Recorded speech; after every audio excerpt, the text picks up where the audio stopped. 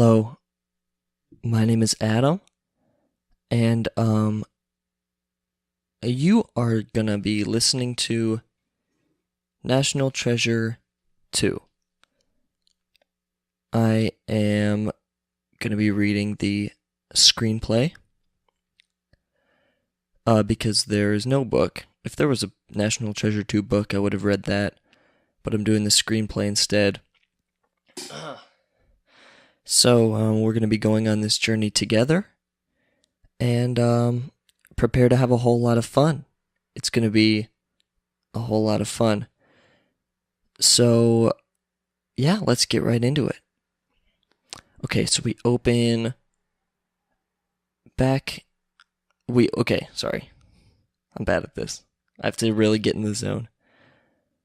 We're going to start back in the Lincoln presidency era.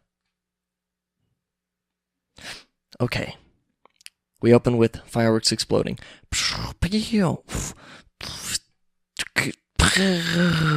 And the crowd is clamoring. Yeah, yeah, yay. Yeah, yeah, yay. We enter a pub. There's people talking. Hello, there's blah, blah, blah, blah, blah, blah, blah, blah. He's in the other room. They enter. Are you Thomas Gates? Yes? We've got something that we'd like you to take a look at. I hear you're quite good with puzzles and riddles. They hand him a piece of paper. It's a coded message. Gates looks at it. It's a Playfair cipher. A Playfair cipher? Can you decode it? The cipher's impossible to decode without the key. Now, what do you mean by a key? A key word or phrase. I believe what you need is right there. He points to the page, and it reads, "The debt that all men pay." It'll take some time. Go on. This is him talking to someone else. Go on, I'll take your diary. I'll meet up with you later.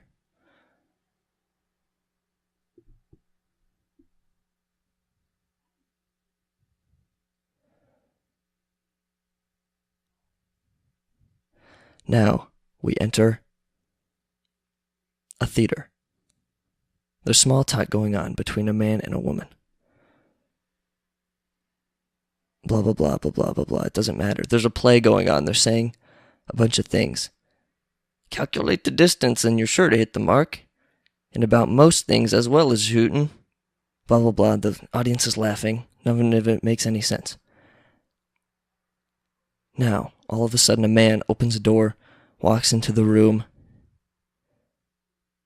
holds a gun up to the back of President Lincoln's head, and boom! He shoots him. He jumps down. Sic semper tyrannis! The audience is in shock. Oh no, what's going on? What's going on? Now, back to the tavern, or whatever. Gates is murmuring to himself, temples, gold, Cibola. Why, this is a treasure map. He looks at the man's pin. KGC. You're from Knights of the Golden Circle. You're a traitor. You're all traitors. A man walks in. President Lincoln's been shot. Everybody, get out, all of you. Killer on the loose. The man pulls a gun out of his coat and points it at Gates. I'd much appreciate it if you finished deciphering that code now. He grabs the book and he throws it in the fire. Immediately the man shoots him.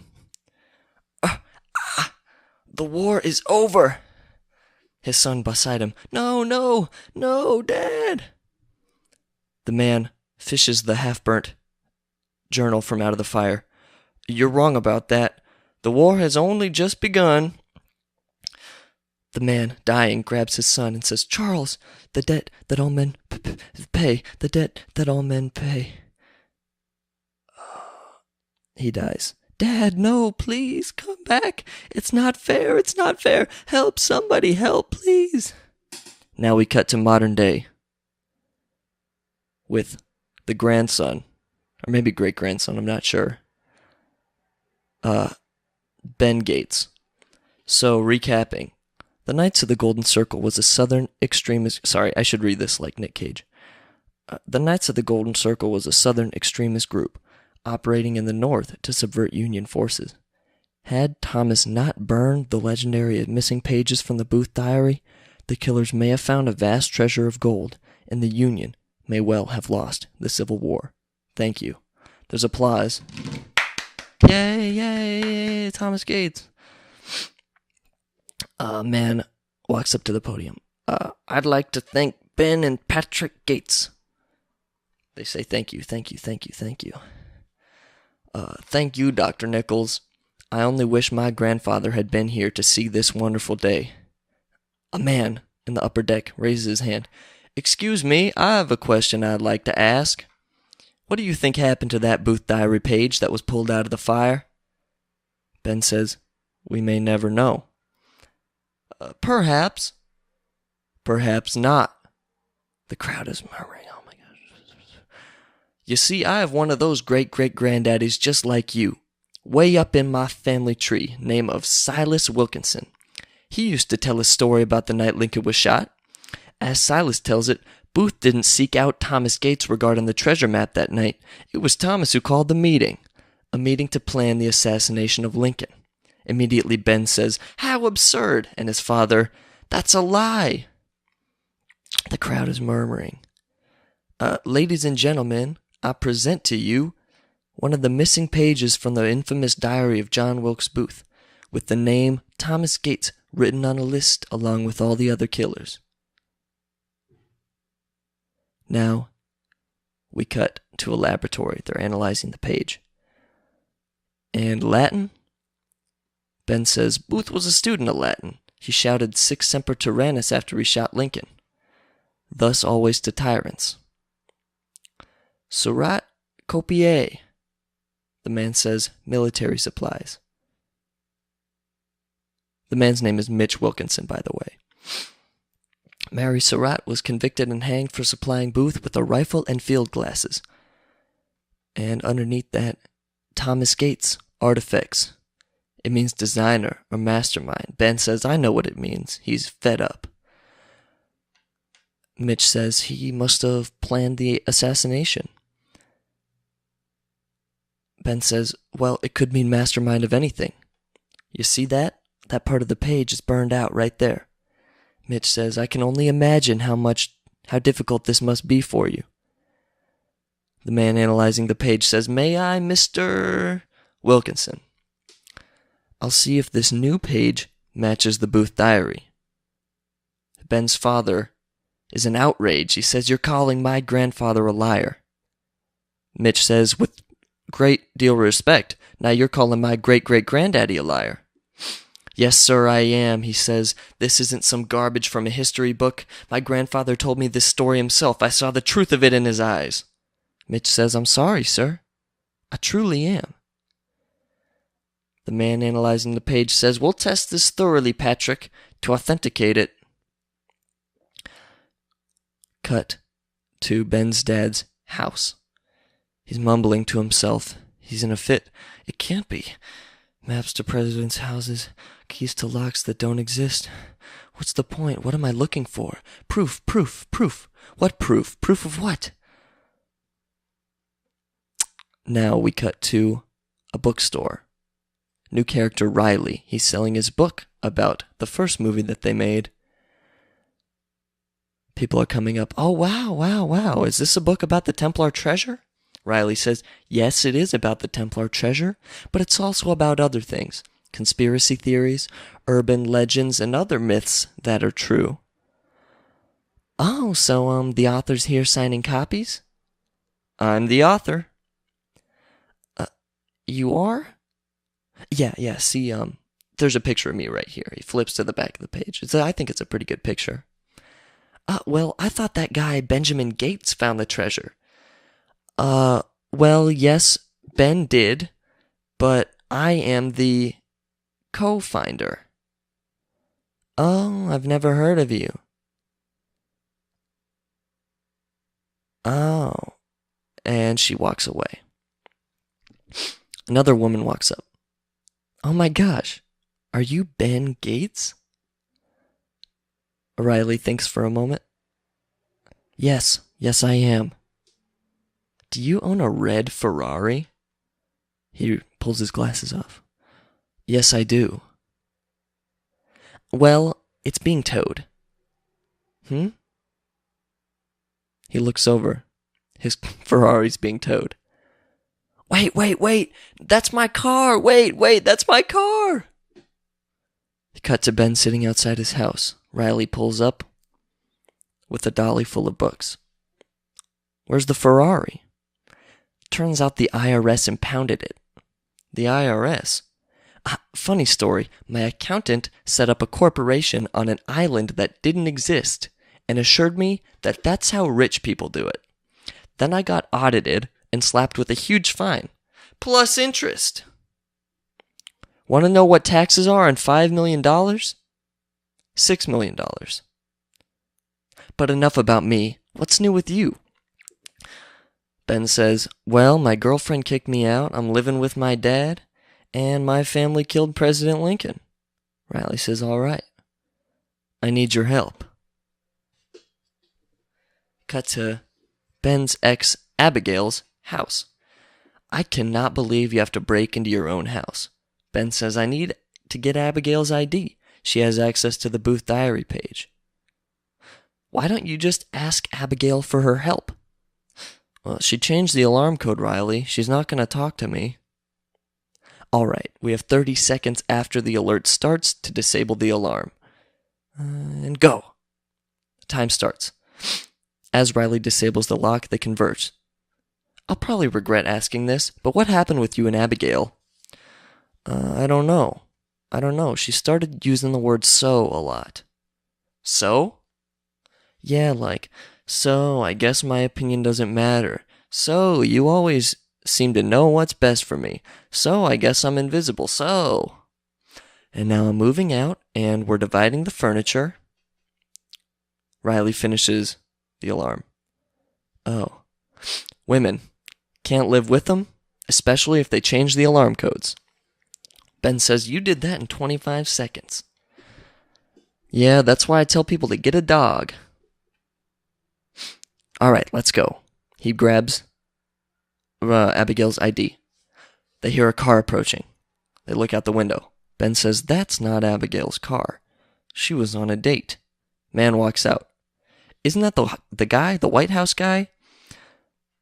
The White House guy is talking to Abigail. The White House Easter egg roll is next Monday. Maybe if you're not busy, blah, blah, blah, blah, blah. Ben says, he's weird. Abigail's conversing. What happens if the kids don't find all the eggs? The man says, wow, you work in a museum and you live in one.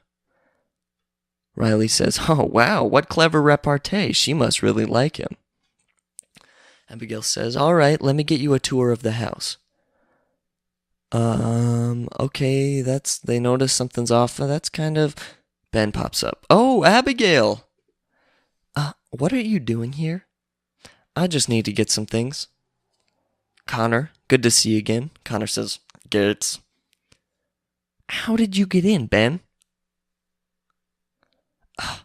She realizes she's been broken into. Riley, get out here. Riley awkwardly comes across the corner. What are you doing here? I mean, it's your house, but anyway, I sent you a copy of my book. Did you get it? No, I haven't read it yet. And then Riley says, "Oh, I know you. You're the White House curator. I'm Riley. We met blah, blah, blah." He says, "Right, you're Ben's assistant." What? Maybe I should go.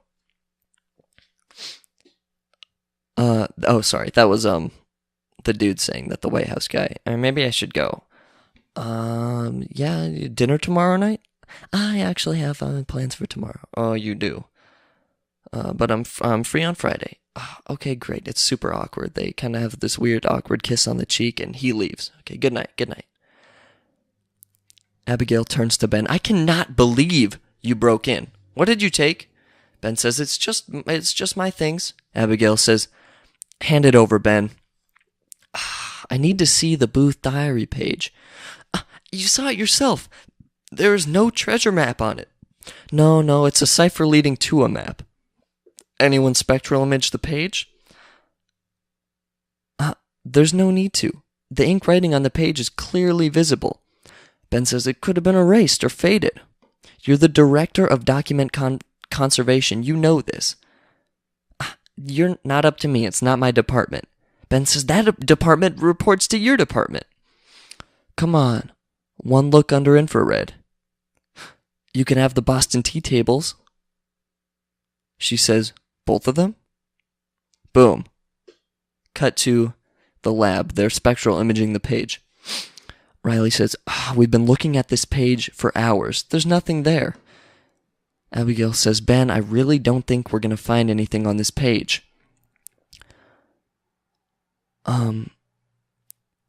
Shoot. I got lost for a second. Sorry. Ben says, in 100 years, no one's going to remember anyone involved in the Lincoln assassination besides... Riley says, in 100 years, no one's going to remember anyone involved in the Lincoln assassination besides Booth. Ben says, that's not true. Do you know the expression, his name is mud? Yes, of course I do. You do. Do you know the origin of the expression? Riley says, does anyone know but you? Ben says, Dr. Samuel Mudd was convicted of being a co-conspirator in the Lincoln assassination. The evidence was circumstantial. He was later pardoned, but it didn't matter. Mudd's name still lives in infamy, and I will not let Thomas Gates's name be Mudd. Abigail says, Ben. What? Look at this. See that? Oh, that's quite interesting. There's marks on the page. Riley says, yeah, that's quite something anything, isn't it? Yeah, it says, smudge, it's nothing. Ben takes a moment. Residual ink from the facing page. Flip it. They flip the page over. The letters were backwards. It's a cipher. Yes, it is. Ben says, a cipher. See how the letters are coupled? Play for ciphers and code letters in pairs. This could prove his story. Riley says, unless you decode the cipher, this does not prove a theory. Ben says, no, that's okay. We need a 5-letter keyword. Well, what's the word? I don't know yet. Alright, can I get a printout of this? Now, we cut to Riley's computer. They're trying to solve it. Riley says, let's see, there's 1 billion words in the English language. It's got to be illogical. Let's start from the beginning. Aardvark. Abigail says, don't want to rain on your parade, but I don't think this is going to stop Dr. Nichols from announcing the discovery of that page tomorrow. No, wait, Ben says. Can't you ask him to wait until I prove Thomas is innocent? Abigail says, what if he isn't innocent?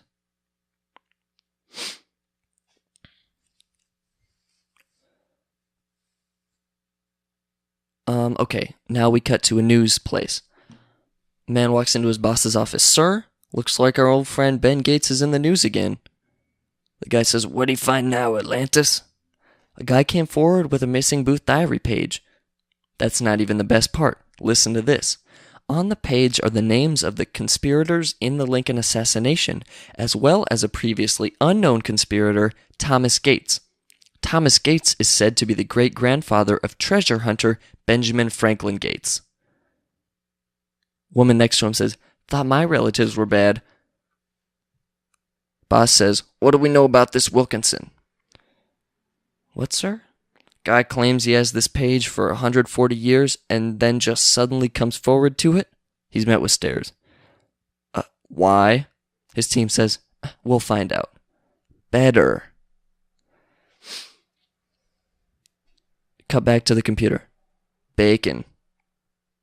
Ben says, keep going. Abigail says, how's he doing? Keep working.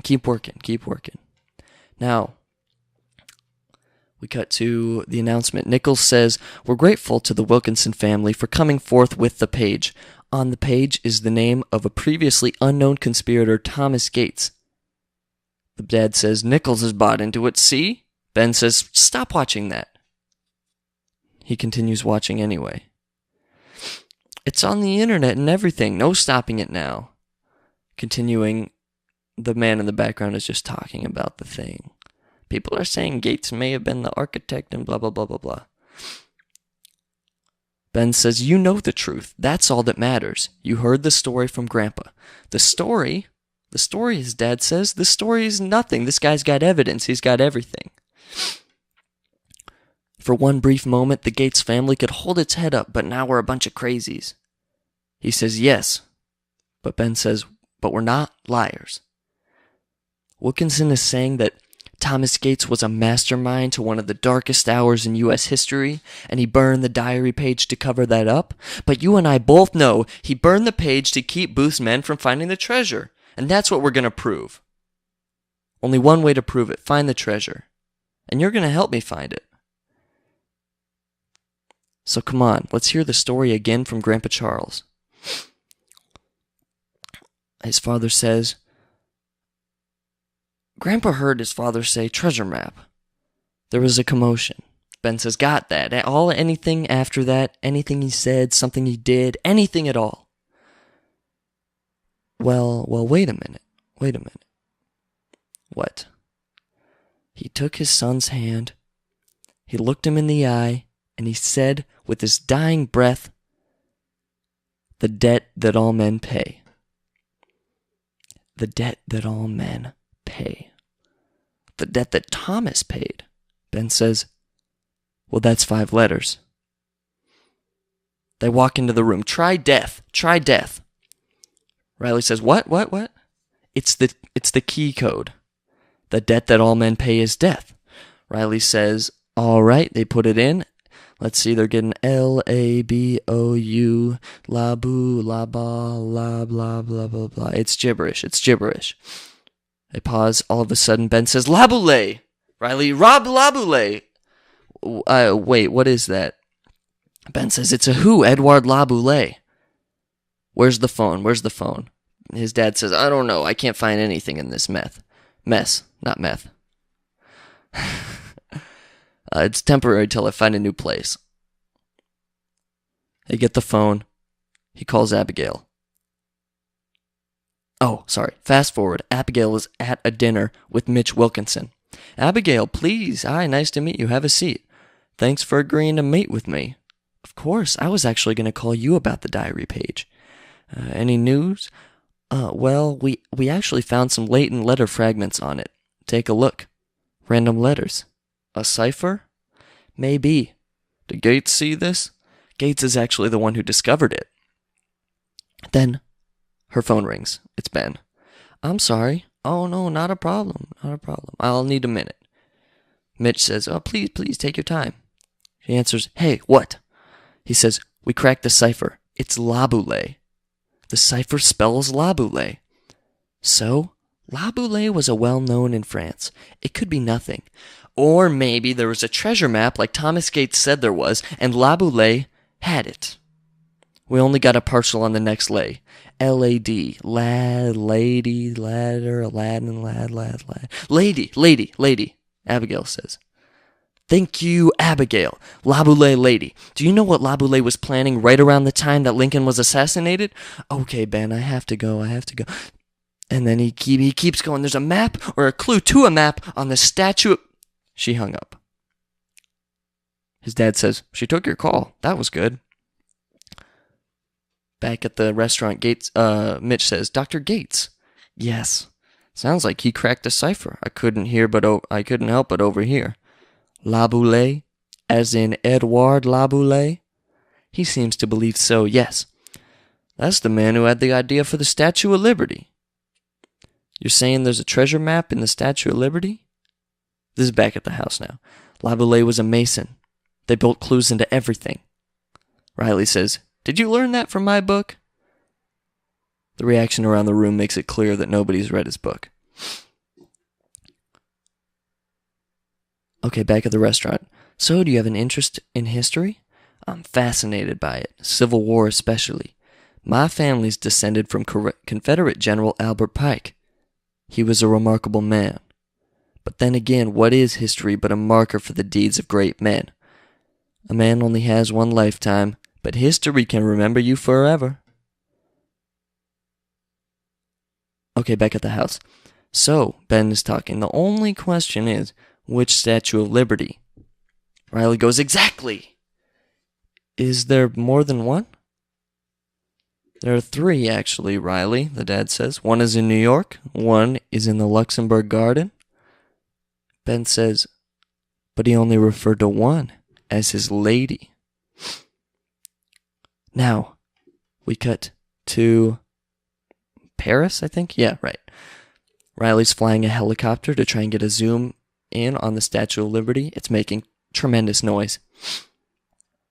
Ben is commentating, this is like impossible what you're doing, as he flies his helicopter around. I'm glad you're enjoying it, Riley says. Ben says Laboulaye had to leave a clue somewhere on here. Move in on the torch. Riley says, let me get there. It's not as easy as it looks.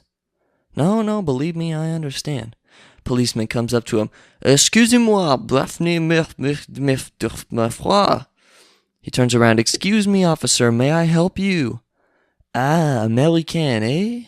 Of course you see no problem in disturbing everyone's pleasant morning with your buzzings there. Ben says, hey, do you know how much our Constitution was influenced by your man Montesquieu? He says, you know Montesquieu?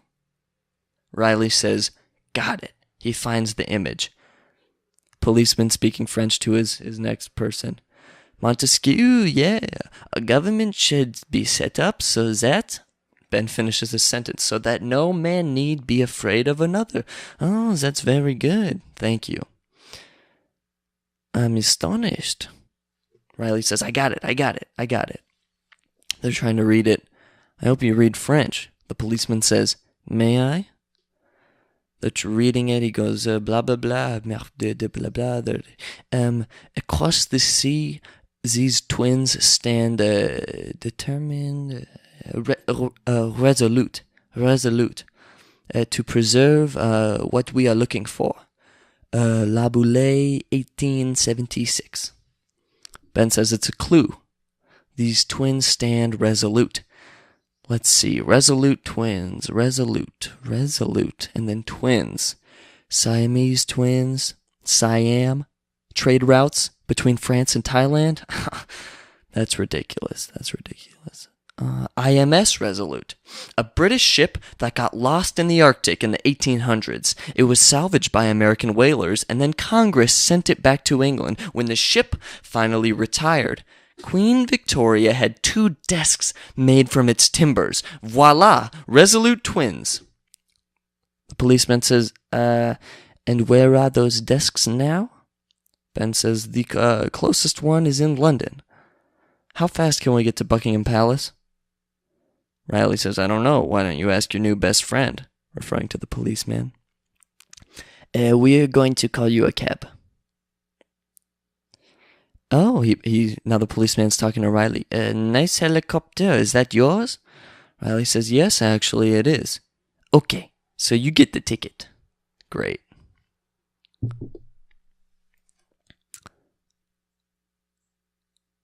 Okay, back at the news place. Mitch Wilkinson studied history at Virginia Military Institute, graduated in 1978, ran a private security company which had contracts in Iraq during the invasion, and in the Congo in the late 90s. These are trained mercenaries as well as being black market antiquities dealers. So why does a black market antiquities dealer give up a rare Civil War artifact? Something he could sell to a private collector for a good deal of money. Okay, now they are trying to find out how they are going to get into Buckingham Palace. So, the Queen's office is here. The elevator shaft gets you close, but the only direct access is through security. Ben says that should be exciting. Riley says, we gotta get you into that room. His phone rings. Hi, Dad. Patrick says, Ben? It's Patrick Gates' phone. Oh, sorry. There's a little context, a little explaining.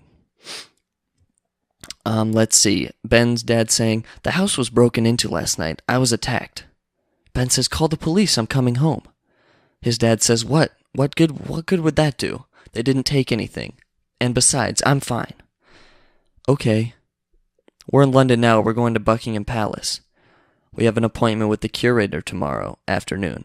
Son, just be careful. Goodbye. Bye. So what happened is Mitch Wilkinson's team broke into his house and copied his phone over to the different phones so they can spy on him and listen to his calls. There was no dialogue, so I didn't catch it before it happened on the screenplay, but I got it now, okay? So now they can hear everything that goes through the phone.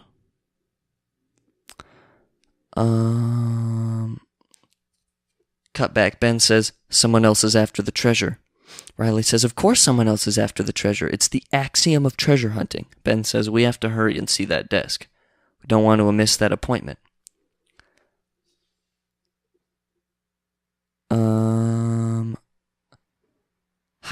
Hi.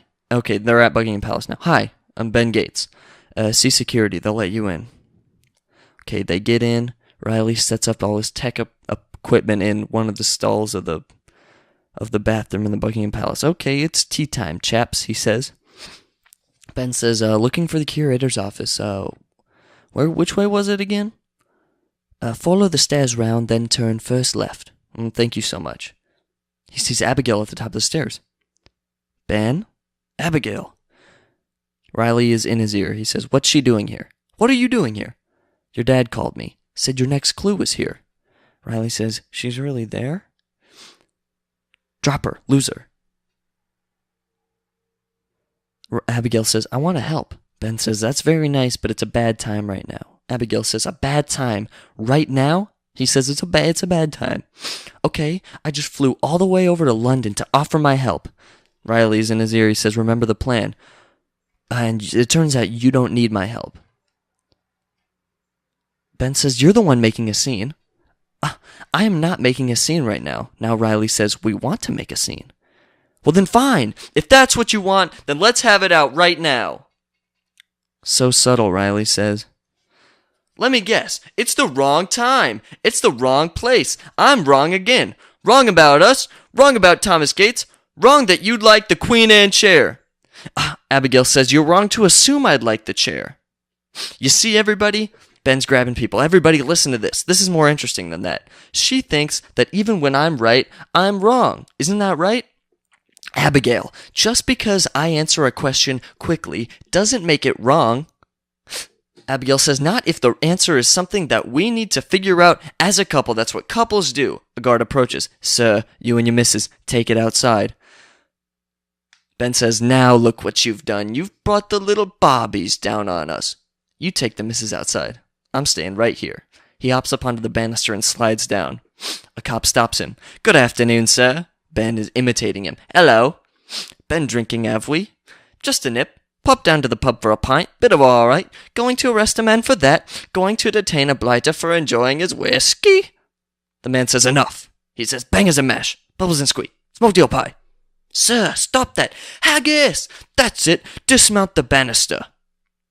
As he's being pulled away, Ben says, I've got a lovely bunch of coconuts. Here they are, standing in a row. Small ones, big ones, some as big as your head. Riley's in his ear. He says, that was brilliant. Ben and Abigail are still arguing as they're being detained. What's wrong with being right? Nothing. You should try it sometime. Oh, so you're saying I'm never right? I did not say that. Oh, so I'm wrong again. Now see, there you are correct. Capital, he says. In here, please. They keep arguing, they get thrown in. Why don't you just make a list of what's okay for me to say or not, or say or not, or right to say and write something, write what's right or wrong. You two, stay in here.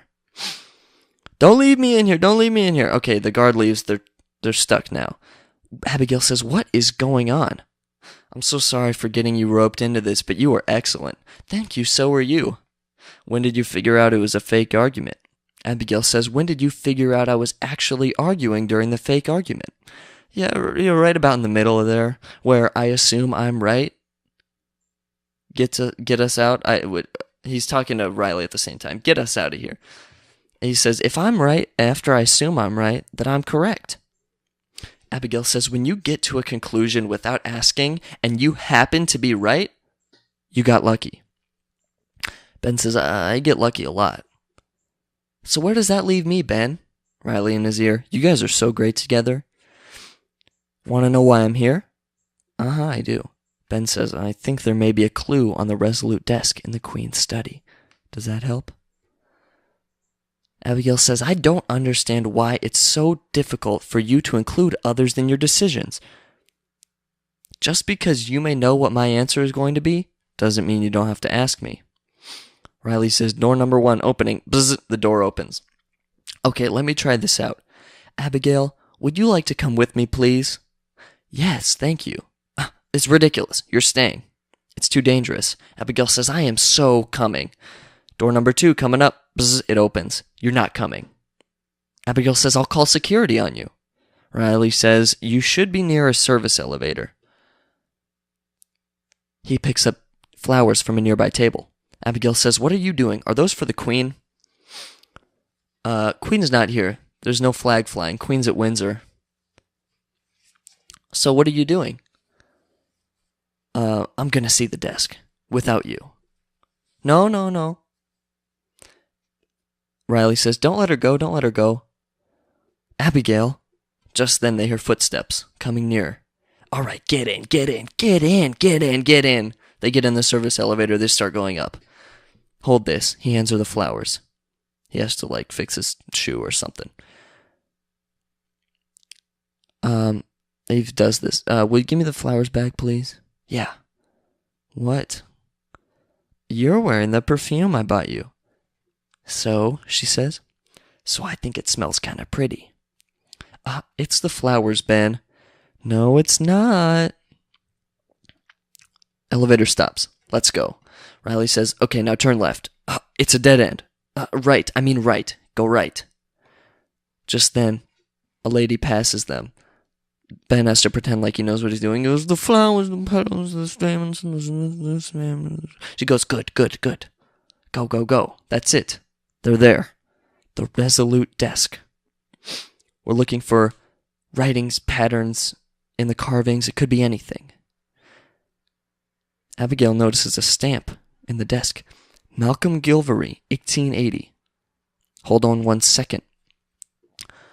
Riley's Googling it. Here we go. Malcolm Gilvery. He didn't make furniture. He made Chinese puzzle boxes. Oh, they're examining it. Oh, what? I think these drawers work like tumblers in a safe.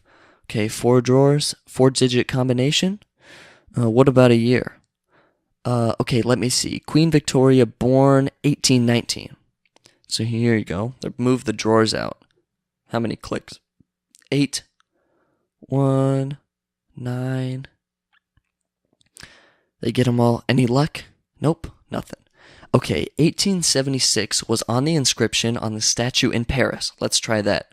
They move the drawers to make 1, 8, 7, click, 6.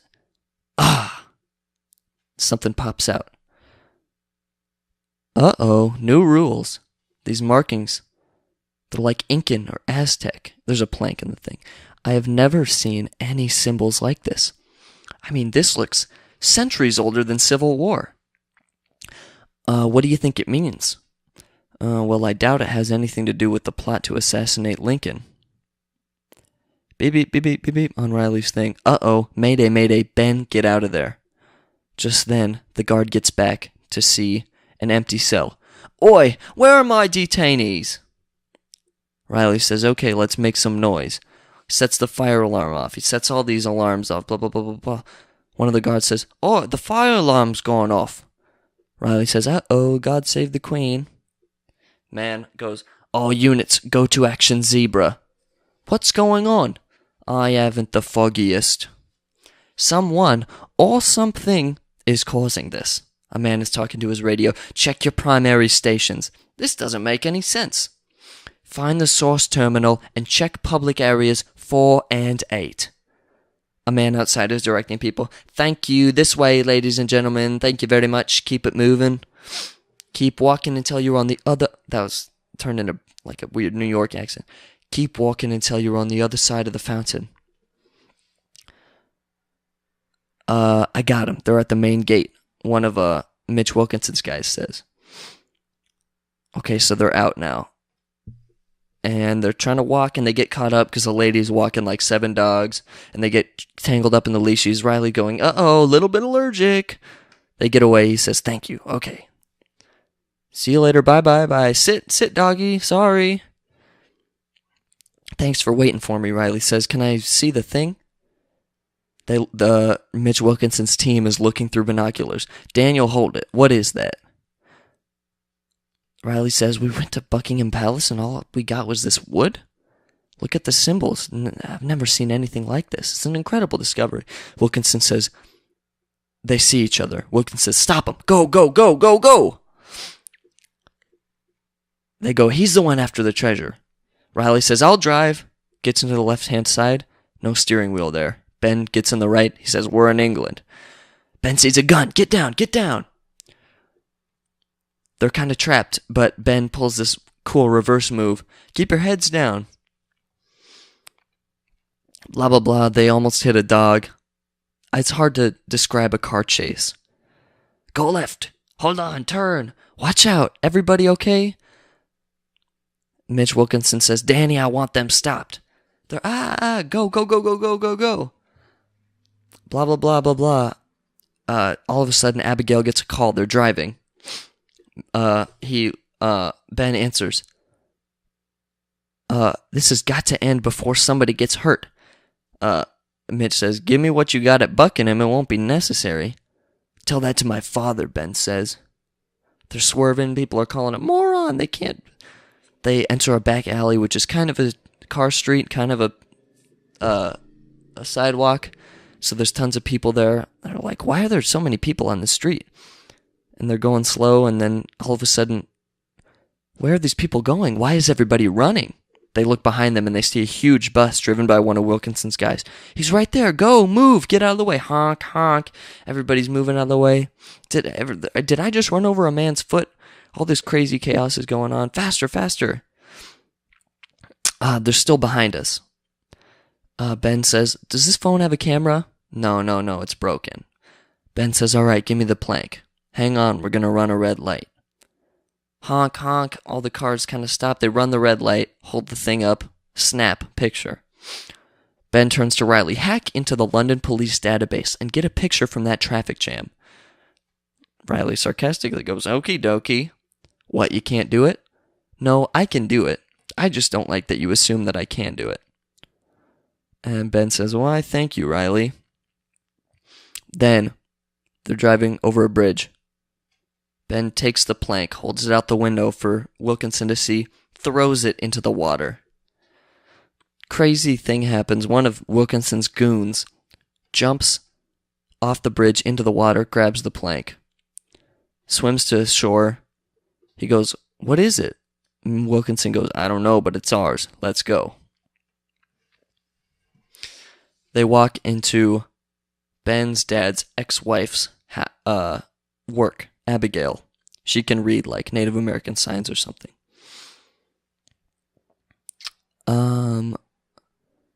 They hand her the plank. I can't read the whole thing, but I can tell you that these are definitely pre-colonial Native American markings, easily 500 years old.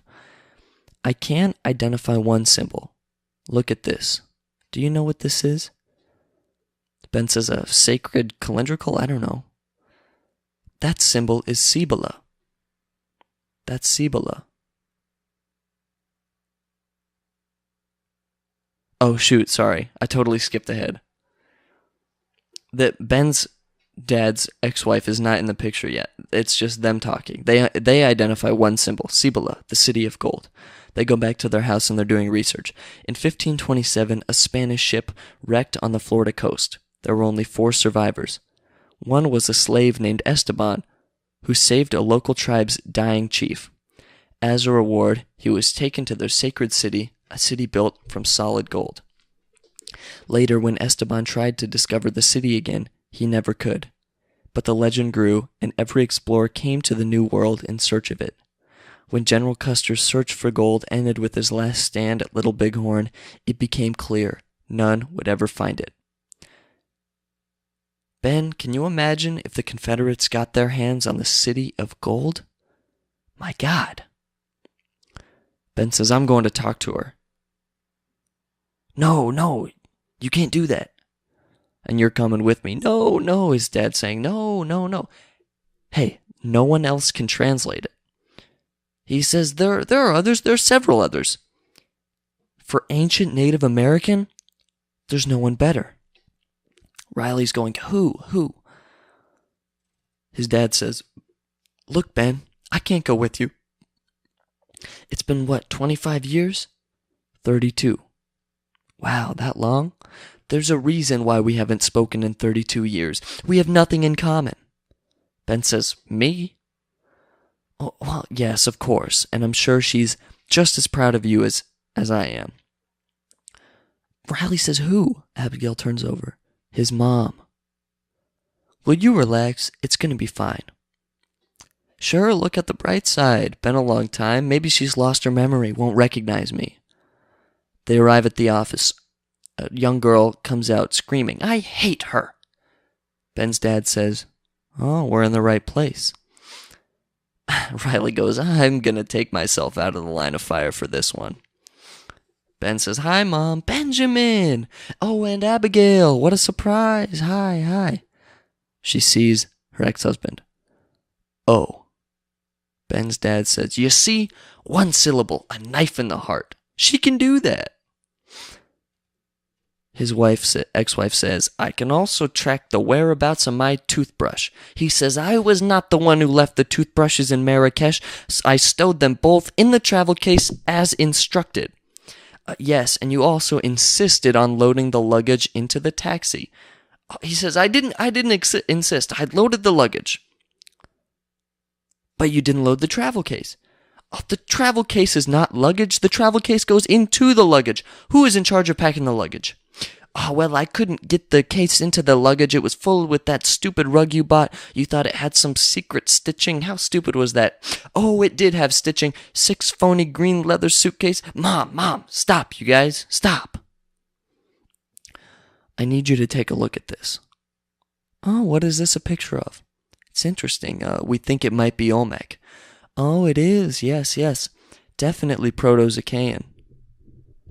Well, we were hoping that you could translate it.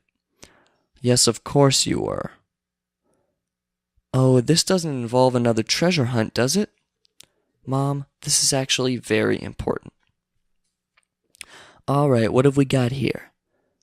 This glyph here, that means bird.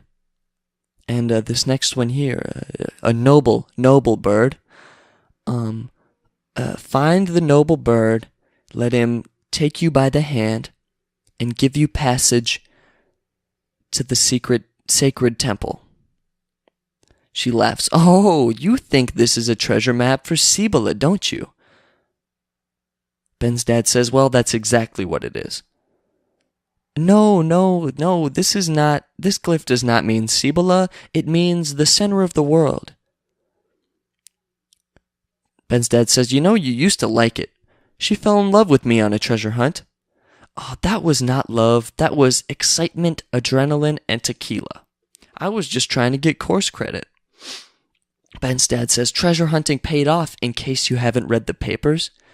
She says, that had nothing to do with you, that was Ben. Ben found that treasure, you did nothing. Abigail says, Patrick and Emily, please, can we just figure out what's on the page?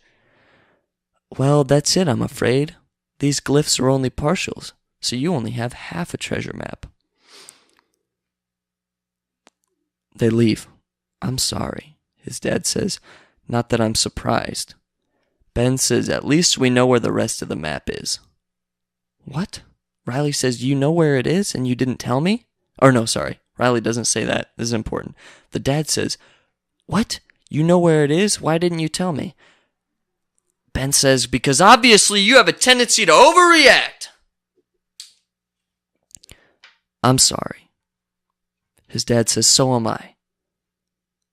So where is it, Ben? The inscription on the statue in Paris said, These twins stand resolute. We think the map's divided between the two resolute desks. The resolute desk. The resolute desk? The president's desk? Riley says, the president? What president? Our president? Ben says, unfortunately, yes. But that means... Wait, so we have to... The White House? The Oval Office, to be exact. Ben's dad says, why would I overreact to that? They're interrogating a man. Wilkinson's men are. The man is saying, that's not what I signed on for. Wilkinson says, can we just focus on the issue at hand? Thank you. It's early. Pre-Columbian. Can you translate it? Are you kidding? This is an extinct, exceedingly rare language. Only a handful of people study these languages. Where are we going to find them? Universities, I suppose? But you don't even have the whole thing. Wilkinson says, what do you mean? The glyphs here, they're cut off. One of Wilkinson's goons says, there's more to the map? Well, how are we going to find that? Wilkinson says, we won't have to. Gates will get it somehow. They're analyzing a map of the White House. The Resolute desk is near the south wall in the Oval Office. Look at this. Look, small door on the front of the desk. Well, Patrick says FDR had that put in. Patrick is Ben's dad, by the way. I've been saying Ben's dad. His name is Patrick. FDR had that put in so guests couldn't see his wheelchair. Oh, guys, take a look at this. Abigail says, oh, this could work. It's the egg hunt day thing. Ben says, I believe it's time for you to make a date with your new boyfriend, the White House curator. Abigail says, I think you're right. Now, cut to the Easter egg roll. There's a man talking in the background. We hope you're enjoying the White House Easter egg roll. Face painting continues near the South Fountain. Blah, blah, blah, blah. Ben says, that's Connor hopping around in the bunny suit? Ha ha ha, very funny, Ben. A tiny kid walks up to Ben. I know you. Your great-great-grandfather killed President Lincoln. No, that would be John Wilkes Booth.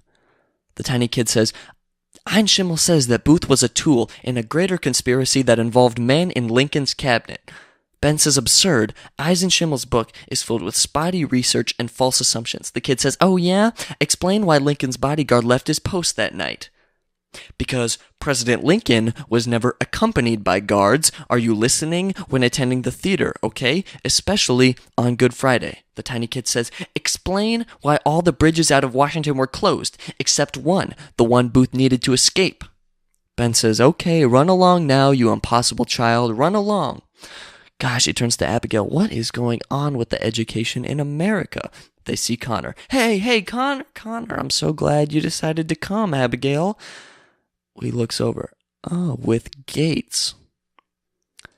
Connor. Abigail says, we just ran into each other. Oh. Ben says, well, aren't you going to ask him? Connor says, ask me what? Nothing, Abigail says. No, really, what? I really wouldn't want to impose. Ben says, well, what she means is she doesn't think you can. Doesn't think I can what? She wants to see the Oval Office. Abigail says, no, that is way too much to ask. Connor says, no, it's, I can do that. Really? You see, Ben says, he can do that. That is so cool, Connor. Abigail says, I have always wanted to see the Oval Office. Connor rocks. They make it there. Well, here we are. Wow. Empire furnishings, Ben says, and crenulated molding. Love it. Connor says, amazing feeling, isn't it? Standing in here. Yes, amazing, huh? Oh, good. Oh, good. Abigail tries to sit down. Oh, good. Sorry. Ben walks over. Connor says, oh, that's the Resolute desk. Might recognize it from the photo of young JFK Jr. playing underneath while his father was working. Ben says, wonderful, yeah. Connor says, but many people don't know that this desk has a twin in the Buckingham Palace. Ben has a chuckle. Huh, isn't that something? Who knew? Every president since Rutherford B. Hayes has used that desk. Except Johnson and Nixon. Abigail says, and Ford, of course. Connor says, no. Yes. No. Yes. Ben says, Abigail, did you lose an earring? Abigail feels her ear. Oh, I did, yes. Connor, these were given to me by my grandmother. Ben says, I suppose we should look for it. Wouldn't want anyone finding an earring that doesn't belong to the First Lady in the Oval Office. Connor says, excellent point, considering we're not supposed to be here. Why don't we go over there and check it out, Abigail says. Ben points around the desk area. He says, I'll check over here. Abigail says, do you think it fell down here? Connor says, yes. Maybe here? Probably. Oh no. Blah, blah, blah. Meanwhile, they're looking for it. Ben is over at the desk. He puts in, what was it, 1876? Click, the second half. Oh, no, sorry. He looks in the thing. Instead of the second half of the plank, he sees a stamp. It's an eagle clutching a scroll. It's a seal. It's empty, though. No plank besides that. They keep looking. You did sit on the sofa. Oh, the bunnies. They're looking through the bunnies that are sitting on the sofa. They need to buy more time, though, so Gates can photograph it. Gates is motioning to Abigail. Come on. Stall. Abigail says, you found it. Thank you so much. And she starts making out with him, right? This crazy, like, it's really gross. You're the best. Gates takes the photo, stands up. They're still going. They're still just going at it. But Gates goes, huh! And they stop. Thank you. Connor is shell-shocked. Okay. Now they're conversing afterwards. It's empty. Abigail says someone must have taken it. The brightest men in our country sat at that desk for over 100 years. Of course one of them found the map. But they show the symbol. A symbol stamped into wood. The presidential seal. Riley says it's... somebody else. Abigail says it's not the presidential seal. The eagle's holding a scroll instead of olive branches. Ben says, I'm not sure what this is. Patrick says, what do we do? Riley's having a moment. He says, did none of you read my book? The eagle clutching the scroll. Ben says, you know what it means? Yeah. But it's not something I could tell you. It's something I have to show you. In my book. Ben pulls out the wrapping. You didn't even open it? I was moving, Ben says. Chapter 13. The President's Secret Book. The President's Secret Book? It happens, Riley says, to be a collection of documents for presidents, by presidents, and for presidents' eyes only.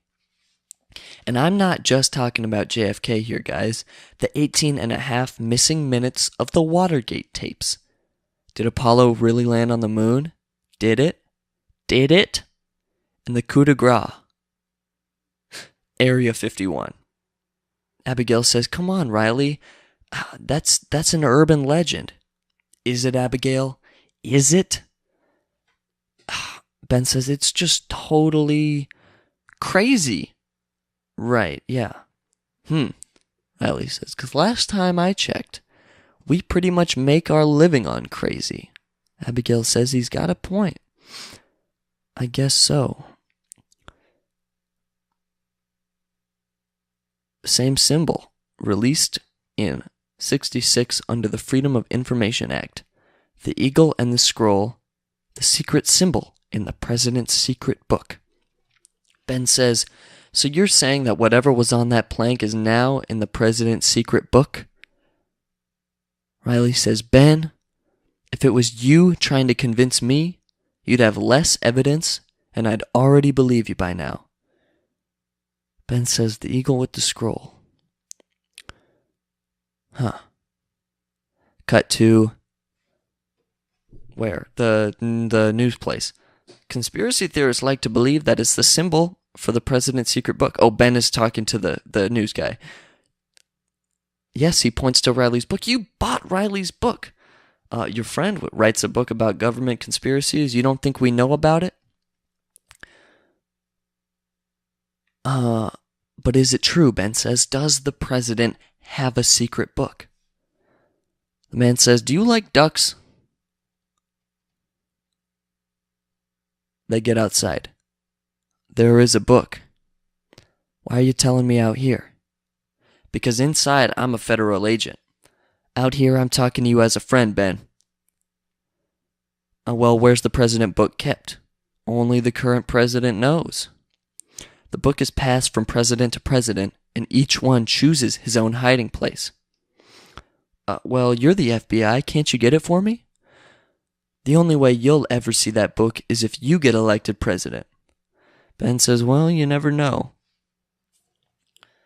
Cut back to a group meeting with Ben and his friends. All I need is a few minutes with them. A few minutes? Really? Even if you were married to the president, you wouldn't be able to get a few minutes with him. Yeah, not when he's surrounded by handlers, but if I get him alone. Now, how do you expect to get the president alone? Ben says, before the Civil War, the states were all separate. People used to say the United States are. It wasn't until the war ended that people started saying the United States is. Under Lincoln, we became one nation. And Lincoln paid for it with his life. So did Thomas Gates, right, with his life.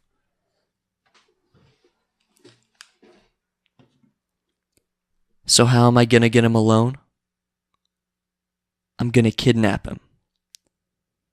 I'm going to kidnap the President of the United States. That's not funny, Abigail says. Patrick says, I'm your father. How do you expect me to respond to that? I can't let you ruin your life. Riley says, are you out of your mind? Read my book, and you know you can't get to that book. Exactly how do you plan on doing this? Blah, blah, blah. I was thinking Mount Vernon. Oh. Riley just goes, I'm in. Cut to White House organization people. Sir, we have to move the party. Some historian claims the Spencer Landmark Hotel was used for Klan meetings in the late 1800s. Anyone know if this is true? I've got the Washington Gazette. They want a quote on, is the president being insensitive to minority issues? It doesn't matter if it's true. Get a list of approved alternatives. What do you have? Now they're trying to book all the other events except for Mount Vernon. Well, it's short notice, but the pipe burst in the hotel that we previously booked. There is water everywhere. A retirement party for 200 people. Gunston Hall. Back in the White House, Monticello was booked. So is Gunston Hall and Tudor Place. The Denby Hotel is available, and so is Mount Vernon.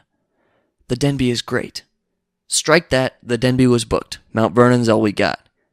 Guy says, book it before somebody else does. Boom.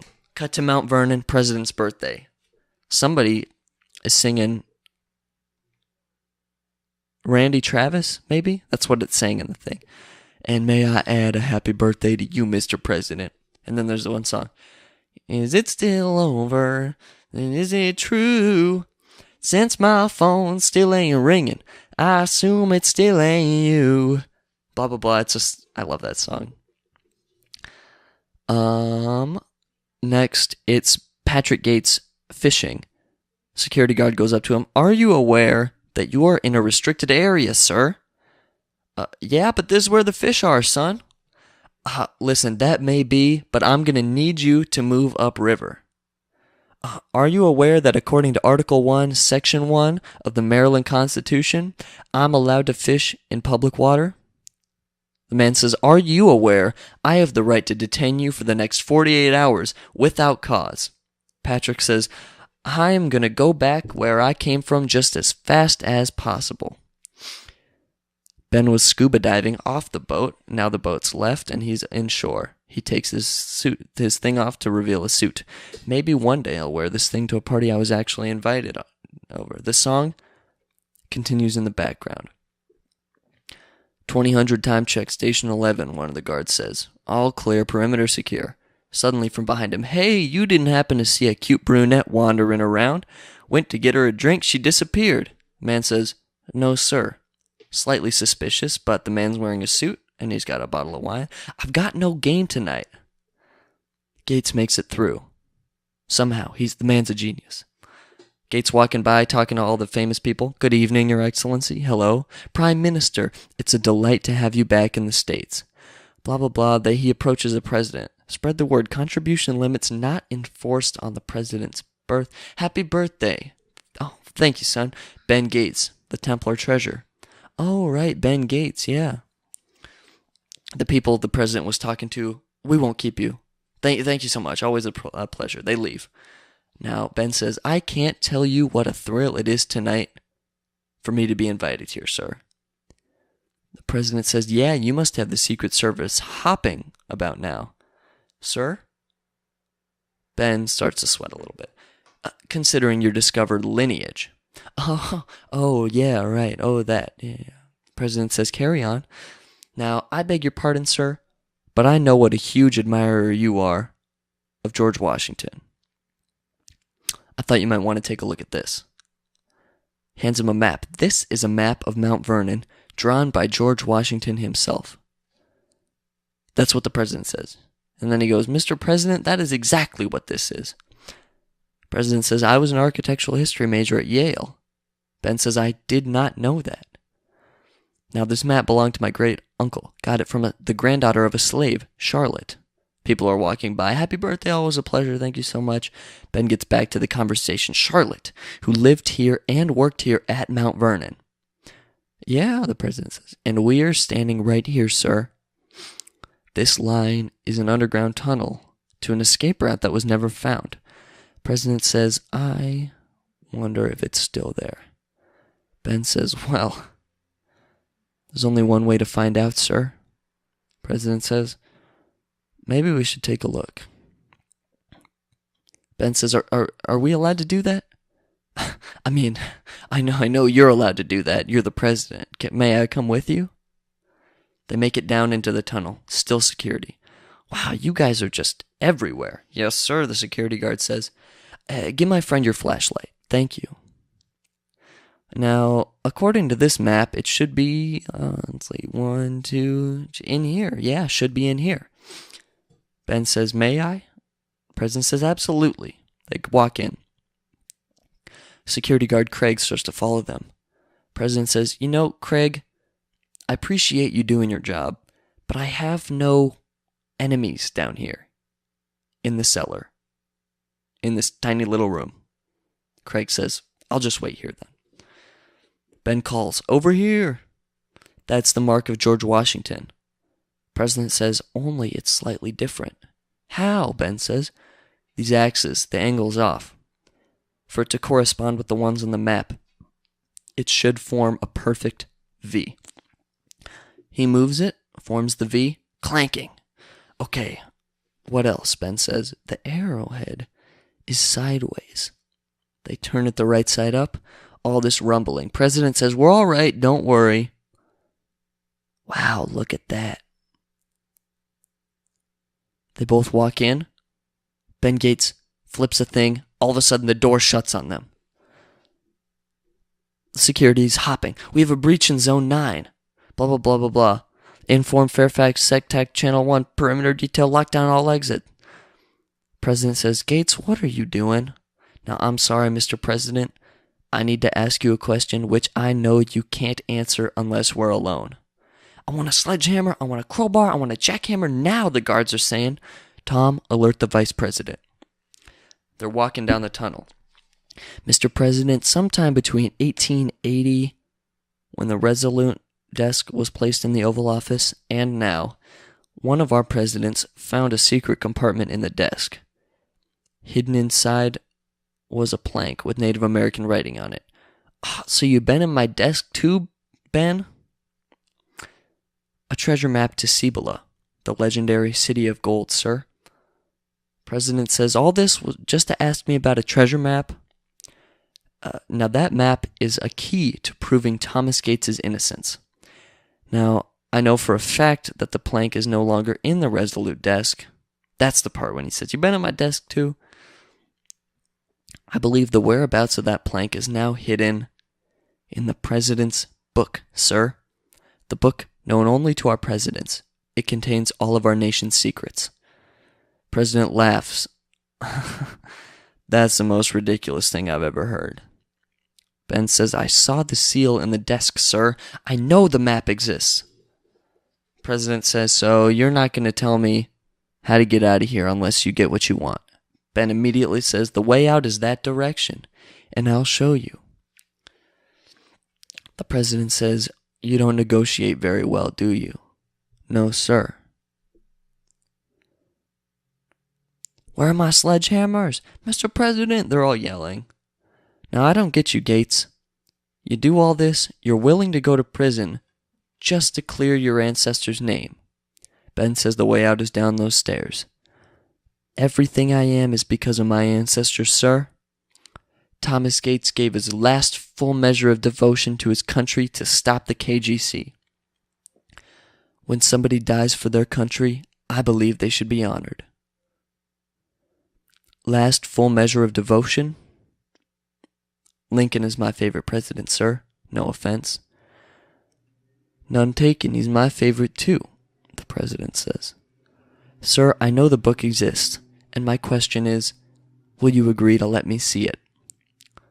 The president says, even if something like that really did exist, why do you think I would actually just give it to you? Ben says, because it will probably lead us to the discovery of the greatest Native American treasure of all time, a huge piece of culture lost.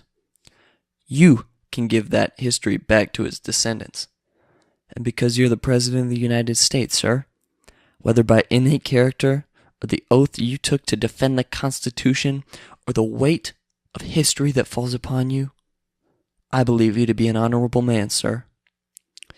The President says, people don't believe that stuff anymore. Well, they want to believe it. The nearest highway is that direction. You'll understand if we part ways here. They start to walk away just when Gates thinks there's no hope left. Gates? Yes, Mr. President? The following conversation never happened. The book exists. Where is it? Where else do you keep a book? In the Library of Congress. XY234786. Thank you, sir. You'll also need to know 3794. Got it. And Gates? Yes, sir? 200 people know you held me against my will. I can't tell them why. Unless you find what you're looking for, you'll be charged with kidnapping the president. You know what that means. Yes, sir. Very much so, sir. Now I want you to do something for me, Gates. It would be a privilege, sir. Page 47, just have a look at that. Ben dials the phone. Riley, meet me at the Library of Congress in 20 minutes. Okay. Phone rings. The guy from the news place picks it up. Sadusky. The president's been what? Gates. Ben is walking to meet Abigail and Riley. XY234786. XY234786. Hey. They're walking through the library. We're close. Where do we start? Or no, they don't say we're close. That wouldn't make any sense. Where do we start? Right? Abigail says XY is the book classification code. Stands for special collections, which means very, very special books. Where are they? This way. We'll have to sneak in. A man walks by, opens the door. Ben catches it just before it closes. Here we go. XA, XM. There's another door. Look, do you have a code? 3794. What did the president say the number was? 234786. 23672332370. Here, 2347917977870. They meet in the middle. It's not there. Riley says, maybe somebody checked it out? Why would he send us here if there's no book? He probably wanted us to get caught, Ben said. No, Riley said that, actually. Silent sirens wailing in the background, tires squealing. Here, Ben is taking all these huge books off the shelf where XY234786 should be. It's a 6-dial combination lock in the top of the bookshelf. Ben whispers to himself, the location is the combination. Riley says the location is the combination. Yes, I was right. Well done, Mr. Poole. The Eagle and the Scroll. They start flipping through the book. They find the president's secret book. Area 51. Riley says as they keep flipping through. Kennedy assassination. Riley, we don't have time. Yeah, it's true. Sirens wailing. Here, wait. Page 47. April 1865. Queen Victoria sends Pike 2 coded missives. The first is received, contains information regarding New World treasure, the City of Gold. Wait, the Queen wanted to help the Confederacy? A divided America had been weaker, needed cotton from the South. The second missive was thought to contain a Playfair cipher suggesting contact with Laboulaye, who will hide the clues before his death. The cipher was written into the Booth diary page that Thomas tried to burn, the one we have. Exactly, 1880. Resolute desk arrives in Washington, sent by the Queen to President Hayes. Look at that. Missing plank from the White House. Wow. Here's the final entry by President Coolidge. 1924. I found a plank in the secret desk compartment. Plank photographed and then destroyed. Borglum commissioned to destroy landmarks in sacred Black Hills Mountain. Borglum? Mount Rushmore, Abigail says. Ben says he carved Mount Rushmore to erase the map's landmarks in order to protect the City of Gold. Riley's mind is blown. Mount Rushmore was a cover-up? Police siren blares. What is it? Riley says, there's my tax dollars at work coming to arrest me. They're not coming for you, Riley, Ben says. They're coming for me. Go to the car. No. Go. I'll meet with you. This way. They make it to the car. The news guy is on the phone. So Gates abducts the president, lets him go, and heads to the Library of Congress. Why? His assistant says maybe he wants to check out a book.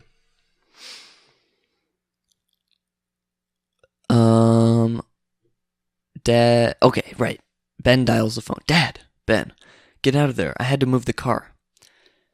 FBI, Secret Service, all over the place. Calm down. I sent you a picture of the plank to your cell. His dad says, you can do that? Yes, I can do that. Did you get it? I got it. Look, take it to Mom for translation. Why me, he says. Meanwhile, Wilkinson's men are spying on the conversation. He said his mom could translate the plank? Find out who she is. How are we going to find Ben? I don't know.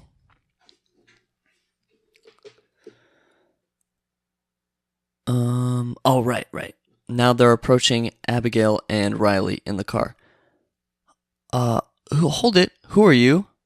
We work here. IDs. Here, we were told to evacuate. We don't know what's going on. My car is parked down. 1 second. I'm reading a special set. And everyone, blah, blah. Go ahead. Okay. Thank you. Thank you for your help, officer. Best of luck. They get in the car. They start it, but they're not moving. They put it in gear. Uh-oh. What's the problem? The guards are saying it's clear. Let's go. Riley goes, we're going to jail. All of a sudden, the man approaches them. He says, I want to run a check. They pop the trunk. The dude, Ben Gates, jumps in the back. Get in. Hang on. They're going Mercedes SUV. The police chase has begun. Go. They're approaching a barricade. Close the barricade. Lock it down. Lock it down. The barricade starts to open up, but they drive over it and they make it. It opens up enough to stop the car behind them, though. Go, go, go, go, go, go, go. They're going, this did not turn out the way that it's supposed to. How did they find us so quick? Riley says, I'll tell you how. The president is a tattletale. Sadusky, he was there. He knows more about the book than I thought. How'd the president feel about being kidnapped? He was okay. Mitch's men walk in to the mom's office. Dr. Appleton, this office is closed. I'm sorry. I do apologize for the lateness of the hour. My name is Mitch Wilkinson. I've got something I want you to take a look at. Just take a minute. She glances at it. You're a treasure hunter. No, ma'am. I'm just a man trying to make his mark on history. Can you help me? No, I'm sorry. I don't know that language. I'm sorry. I can't help you.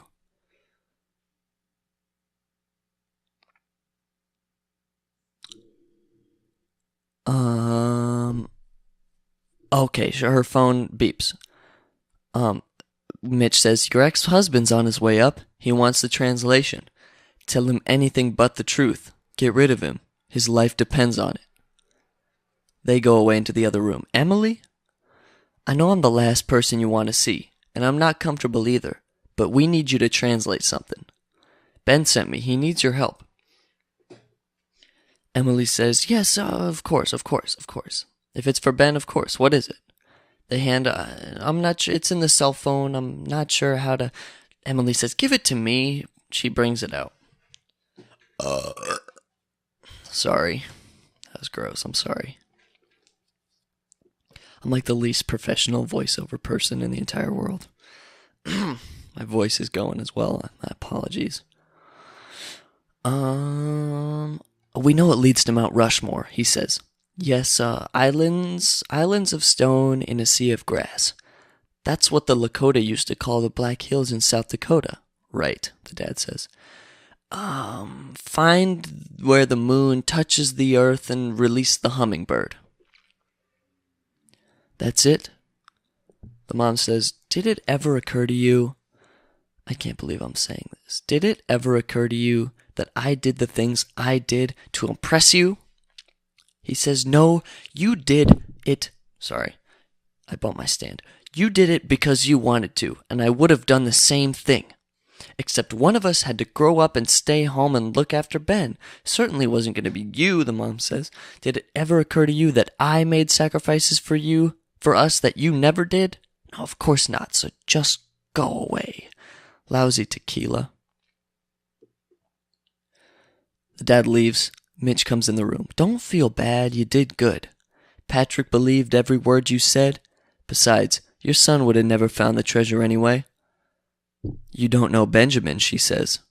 Perhaps not, but then again, I have this. A letter from Queen Victoria to the Confederate General Albert Pike.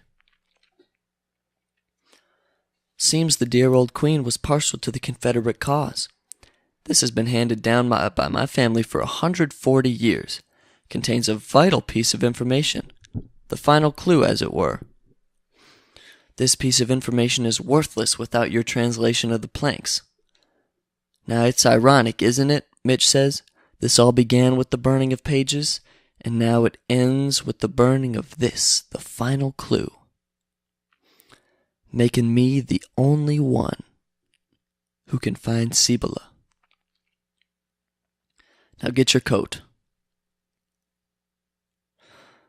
Oh, it goes like this.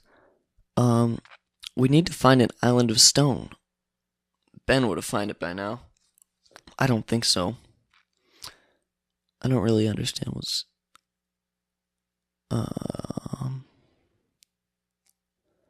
Oh, right. Okay, they're at Mount Rushmore. They see Mitch. Hello, Mitch. They see Mom with Mitch's men. Mom! I know you'd figure the message I gave to your father. The hummingbird was good. Now let her go, Mitch. We're the ones with the firepower and you're giving me orders. I kidnapped the president. The FBI is on their way right now to arrest me, Ben says. And I'm sure they'd love to meet you too. They'd find us both and arrest us both. That path doesn't lead to the City of Gold, does it? The mom says, this man has information you need. He's got a letter from Queen Victoria to General Albert Pike. Now how do you know about that? Mitch said. I read about it in a book. The mom says, I'm afraid he's burned it. Ben says, all right, you've had me do all the work so far, why stop now? You tell me what you know, I'll find the City of Gold, prove Thomas Gates' innocence, and you can have the treasure. Riley says, what? Mitch says, I'm going with you, but if anyone's going to be credited for discovering the City of Gold, it's going to be me. Ben says, but your partners stay here, and so do your guns. Mitch says, what made you think I'd agree? Ben says, because you need that treasure. Believe me, I'll know. Alright, Gates, we'll do it your way. But believe me, I don't need the guns. Which president? The president, the mom is saying? The dad says, I thought it best not to tell you. They're up on top of this rock structure. I still don't see anything that looks like a noble bird. Ben says, all right, let's have it, Mitch. What did the letter say? What's the clue from Queen Victoria's letter? Mitch says, the entrance shall only be revealed under a cloudless rain. Figure that one out, Gates. Riley says, so we come back when it's raining? Now cloudless could simply mean the sun. You need a sunny day and rain. We need water. Water. They're tossing water bottles around. Everybody, the water makes the rocks darker. Use the water. Water. Patrick says, what's this in my hand? Are you blind? Patrick says, good. Riley says, this is ridiculous. Are we going to water the whole thing? They pour a little bit. Emily pours water over a thing. And as the water falls over the rock, the symbol of an eagle appears with a crack in the middle. That's it. Oh, that's it. I found it over here. I found it. Look at this. It's an eagle. Look at that. It's an eagle. There it is. The noble bird will give you passage. Now what? Riley says, maybe we need to join hands and in a noble manner pass over the bird. Patrick says maybe it indicates direction. Riley, somehow the bird will rise from the rock and kind of caw. Mitch says, you can stand around guessing for a while or I can give you the next clue. Surrender your hand to the heart of the warrior. And Emily says, the eagle is the symbol of the warrior. Ben starts to stick his hand in. His mom says, Ben, no, wait, no, that's probably a horrible trap. Tell him, Patrick. Patrick goes, it's a horrible trap. Mitch said, it'd be a pity to come this far and not even try now, would it? Riley says, I'll do it, Ben. It's okay. Okay, he says. Ben starts to stick his hand in there. Surrender your hand. Then all of a sudden,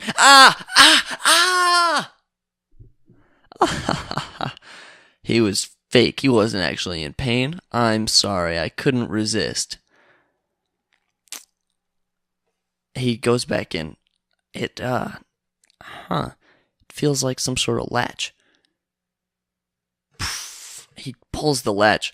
Rocks are falling from the side. They look over. What? All these rocks are falling in an opening opens up in the rocks and stuff. Oh, it's beautiful. Wow, look at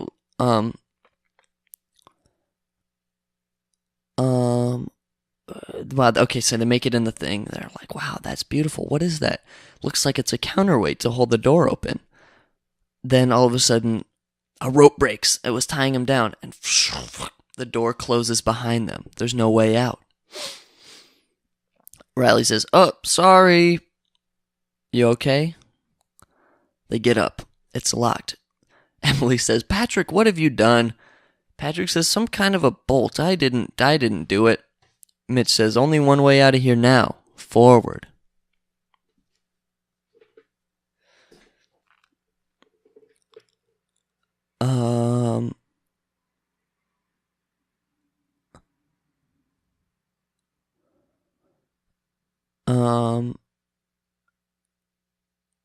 Okay, right, so they find all these cool relics, and they're like, oh my gosh, wow.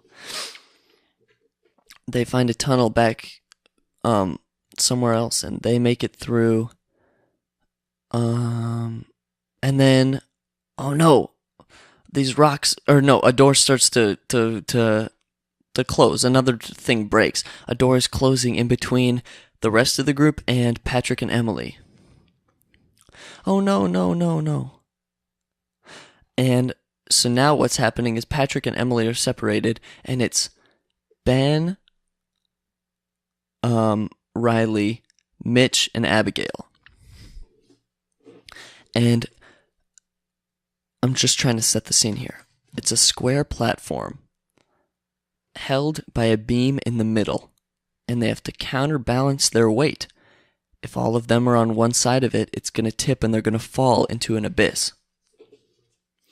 So they're going, move back, move away, move to the other side, back up, back up. All four of them have an edge and they're in the middle, so it's counterbalanced. Now they're thinking, we got to figure something out. I'll tell you what we're going to do. No, I'll tell you. All right, now we cut to the other grandparents. They're separated. There's a passageway. You go pull those stones out because that must lead somewhere. Patrick says that's a good idea. Mitch looks underneath him on the platform. There's nothing. It's just a big black hole. Abigail points. Ben, look, there's a ladder. The ladder is low enough that if you were to tip the thing, you could reach up and grab it from one of the corners. But it would take a good deal of counterbalancing. Now they're trying to maneuver Riley because he's the closest one. Riley, move slowly to that corner. As I move to this corner, one step at a time, good. If we can raise this corner, I think I'll just reach it. Then Mitch starts moving out of nowhere. Oh no, this thing starts tipping. Oh my gosh. Stop it. Stop. They manage to stop and it hasn't tipped. Mitch says, I can get up there just as easily as you. Ben's saying, just stop. It's 3 against 1 here. Mitch says, I ain't going last, and if I'm not going last, I might as well go first. Mitch and Ben grab each other on the edge. What's it going to be? Ben says, we'll do this your way.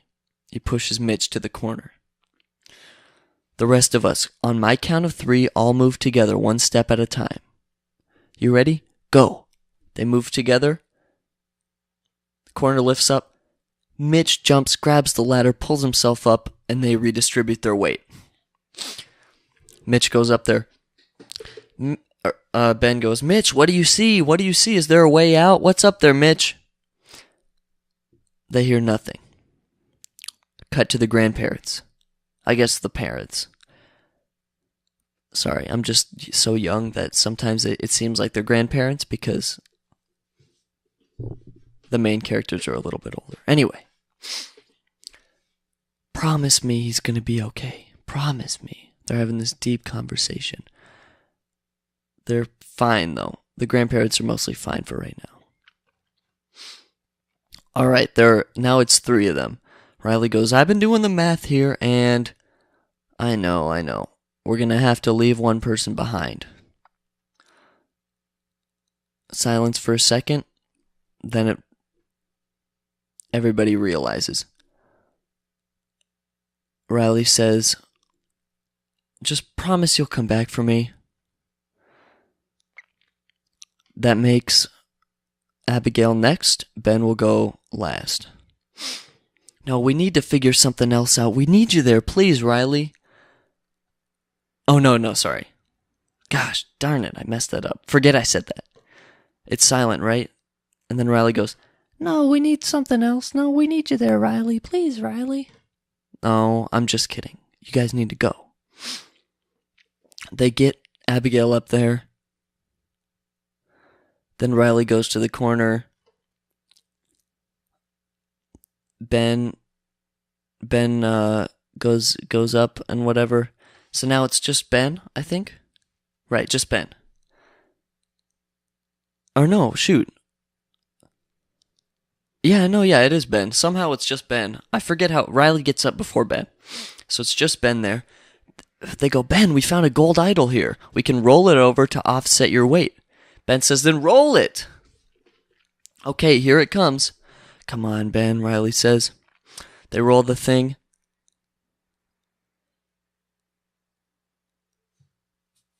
They roll the thing and then Ben jumps up.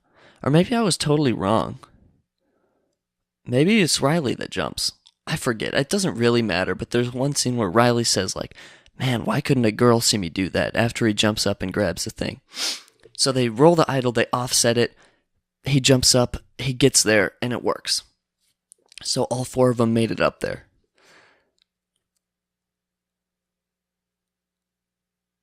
Okay. So basically, at the same time that that's happening, the grandparents, they make it to kind of like a ledge or whatever, and they have to swing to the other side on a rope. So there's no dialogue, so it doesn't appear here, but they make it to the same location as the other people by swinging like Tarzan over a tremendous gap, and they survive. The grandparents are okay. So now forward. They make it to a place. Let's see.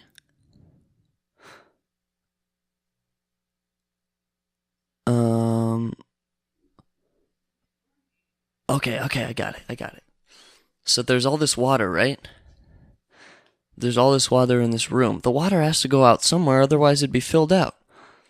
So there's a wheel, and they turn the wheel, and the water level started going down, and it revealed this absolutely gorgeous room, absolutely filled with gold and all these relics. It's the most beautiful thing in the entire world, and they're standing, there just gathering it all in, and it's truly tremendous. They're shouting, Thomas Gates was right. No, Dad, you were right. Mitch says, I'm so sorry I smeared your great-great-granddaddy's name. Seemed like the only way to get you in on the hunt. But this was the chance for the Wilkinson family to make its mark on history. To find the city of gold. To be remembered. Then the mom goes, what happened to you? Your father was worried sick about you. And the father's going, no, she was frantic. Dad, coming through, did you happen to see any branches that could lead out of here? Patrick says, no, it's all blocked. You can't even get back to the big round stone door. Now where's the mother going? Emily gasps, Sweetheart, have a look at this. This is going to unlock the Olmec language. It's going to give us incredible insight into pre-Columbian history. Patrick goes, Emily, are you happy? She says, oh yeah. Oh gosh. Now they hear some banging. Right? Listen to that. Listen to that. What happens is a couple of the barriers that when they turn the wheel, the barriers block the water flow. The barriers break from all the buildup of pressure. Water bursts in, starts to fill it up again. Wilkinson says, I tried to find a way out. All the portals are blocked off. They say, I'm telling you something. All this water has to go out somewhere. We'll find it. Ben, there's a current. They drop a dollar bill. It starts following the current. Now it's filling up quick. They have to get out of there. Follow it. There's got to be a central drain. Well, it's under us right here. Come on, let's go. Get it. Get in there. Now what's happening is they're in a room, right? There's a door blocked off. The water is rising, and it will drown them unless they can open the door to let the water out. However, when they open the door, it starts to fill their escape route up. So we need to find something to stick under it to keep it open. Right? Mitch is saying, no, we need, if the tunnel's open, if it's open, the tunnel will stay flooded. We can't get to the other side, right? They say, we have to get to the other side and close the door. But they can't prop it open. Patrick and Emily, go! Mitch drops the door. It closes on them, almost crushes them. Mitch, we have got to be on the other side of that door. Mitch pulls out a knife, grabs Abigail by the throat. Nobody leaves unless I say so. That door is not going to stay open by itself. We both know what has to happen here. One of us keeps the door open and stays behind. I'm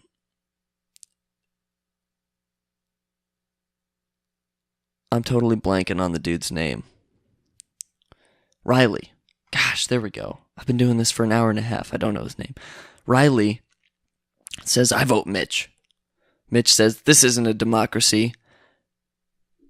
Ben Gates wades over to the rotund door opener thing. He says, stop, I'll stay. I'm staying. Look, I'm staying. See, I'm right here. I'm staying. Mitch says, try any funny business, and I guarantee people are going to get hurt. Ben says, I won't. You have my word. Just let her go.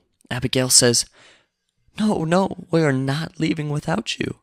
Ben says, Abigail, make my parents leave. You make my parents leave. They're saying, no. Let's go. Please, Patrick, Emily, he's trying to save our lives. Push, Ben. Right now, Ben and Mitch are opening the door. They open it. The water's flowing out. The mom and the grandpa, not the grandpa, the dad, Patrick. Emily and Patrick make it out. Hold your breath. They push him under the door. Okay. Now, what happens is Riley and Abigail make it out, right? As Patrick and Ben are propping the door open, a rock dislodges from the ceiling, knocks the door thing out, right? And somebody's wedged underneath the door at this point. I think it's Abigail is like lodged under, right? And so they need to get the door open. And so, but the way that everybody gets moved around is that Ben is by the door and Mitch is opening the thing. Mitch opens the thing, gets Abigail out. Meanwhile, on the other side, they're saying, we got to get Ben out of there. Mitch says, if I'm stuck... Oh, no, sorry. It was Ben who's stuck in the door. He goes, if I'm stuck in the door, it stays open. Both rooms fill up and we all drown. Open the door, I'll get you out. Mitch says, the current is too strong. If I open the door, you'll be washed out. Ben says, I'll get you out. Mitch knows his fate. He says, I found the city of gold. I found it. And no one will ever know. Ben says, we can figure this out. We can all get out. It's not a puzzle. No more puzzles, Ben. We're all gonna die. Or it could just be me. Tell them I found it. Ben says, don't quit. Don't quit. Tell them I found it. Mitch opens the door. They make it out. Mitch collapses. The door closes. And Mitch drowns.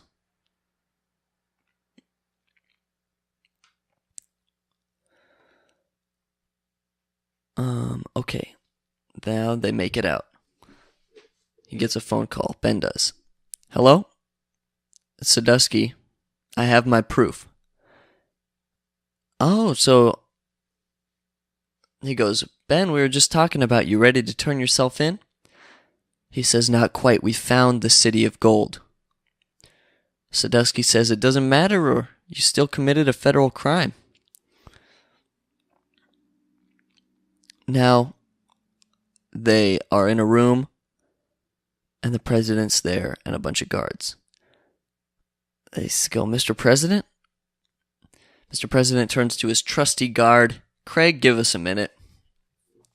Craig says, for your information, sir, this is the man who kidnapped you. The president says, as I recall, you were exploring a hidden tunnel, and a door closed accidentally, and this man saved my life. Yes, sir, the guard says. Gates? Mr. President? The president says, for the record, after centuries of exploration, exploration, on this day you have brought honor to your country and your family. You've done this country a great service. I thank you. Thank you, Mr. President. Now, Craig, hand me that newspaper. I thought you might want to take a look at tomorrow's headlines. Riley goes, tomorrow?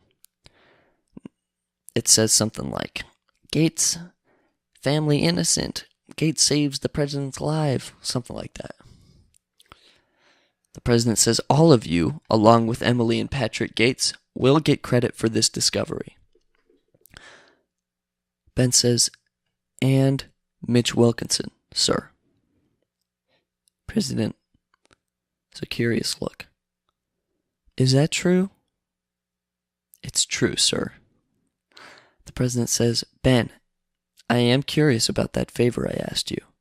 Any report regarding what's on page 47? Ben says, I believe I can help with that, sir. So it's good. Life-altering, sir. Riley says, what's on page 47? Are we talking about the book? The president turns around. What book? Now, we cut back to the City of Gold. Emily is absolutely grilling the people that are cataloging everything. Be careful with that. Is that distilled water you're using? Yes, ma'am. Have you cataloged all of this? No, ma'am. You haven't? Excuse me, sir. Excuse me. Are you cataloging this? The husband turns around. Ex-husband. You should have been there when we picked out our first couch. Now cut back to Riley's books, the bookstore or something. Excuse me. Or no, it's a party. It's a party.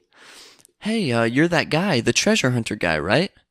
Riley looks over at Ben. He goes, no, actually, the guy you're thinking of is somewhere over there. The lady says, no, you're him, Riley Poole. I recognize you from your book. Will you sign it?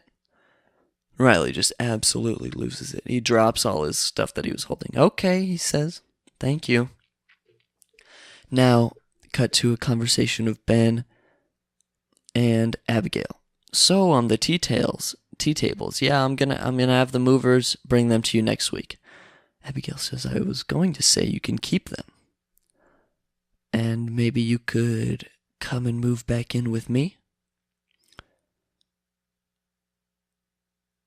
Ben says, no, you used the word so. Abigail said, so? So when you say so, it means you're angry. Sometimes. And then sometimes it doesn't. It's sort of like a puzzle. And you're so good at puzzles, I'm sure you'll figure it out. So, cut to Riley outside of his house. He glances, sees a red Ferrari next to him, looks away, does a double take. There's a letter in the windshield. He opens it. It says, to Riley Poole. Tax-free. Dash Mr. President. Riley hops in, starts the engine. I love this car. And he hits the gas, and it goes in reverse and crashes into another car. And that's the last scene of the movie. So, thank you for listening, if you made it through. Hour and 50 minutes. I think that might be shorter than the actual movie. Which is funny, because I had to describe everything. I hope you think I did an okay job. It was a lot of fun for me to do this. Um, so yeah, way easier than listening to an audiobook of like an actual book. Because I guarantee if someone wrote an actual book about this, it would be like 7 hours to read the whole thing. So yeah, thank you so much. Have a good day. Goodbye.